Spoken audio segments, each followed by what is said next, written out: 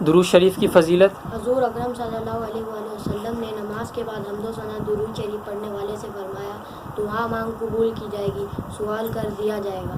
ایمان مفصل۔ آمنت باللہ و ملائکتہ و کتبہ و رسولہ والیوم الآخر والقدر خیرہ و شرہ من اللہ تعالی والبعث بعد الموت۔ ایمان مجمل۔ آمنت باللہ کما ہوا باسمائہ و صفاتہ و قبلت جمیع احکامہ اقرار باللسان و تصدیق بالقلب۔ پہلا کلمہ۔ پہلا کلمہ طیب، طیب معنی پاک، لا الہ الا اللہ محمد رسول اللہ۔ دوسرا کلمہ۔ دوسرا کلمہ شہادت، شہادت معنی گواہی دینا، اشہد ان لا الہ الا اللہ وحدہ لا شریک لہ واشہد ان محمدا عبدہ ورسولہ۔ تیسرا کلمہ۔ تیسرا کلمہ تمجید، تمجید معنی بزرگی، سبحان اللہ والحمد للہ ولا الہ الا اللہ واللہ اکبر ولا حول ولا قوۃ الا باللہ العلی العظیم۔ چوتھا کلمہ۔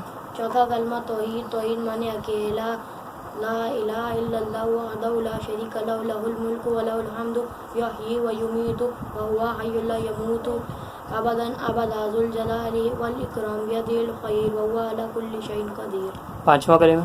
پانچواں کلمہ استغفار، استغفار معنی توبہ کرنا، استغفر اللہ ربی من کل ذنب اذنبتہ عمدا او خطأ سرا وعلانیۃ واتوب الیہ من الذنب الذی اعلم ومن الذنب الذی لا اعلم انک انت علام الغیوب وستار العیوب وغفار الذنوب ولا حول ولا قوۃ الا باللہ العلی العظیم۔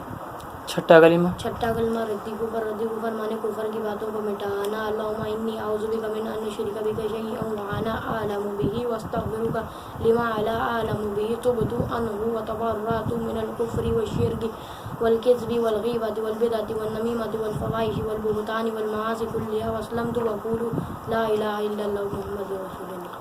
سبحان اللہ۔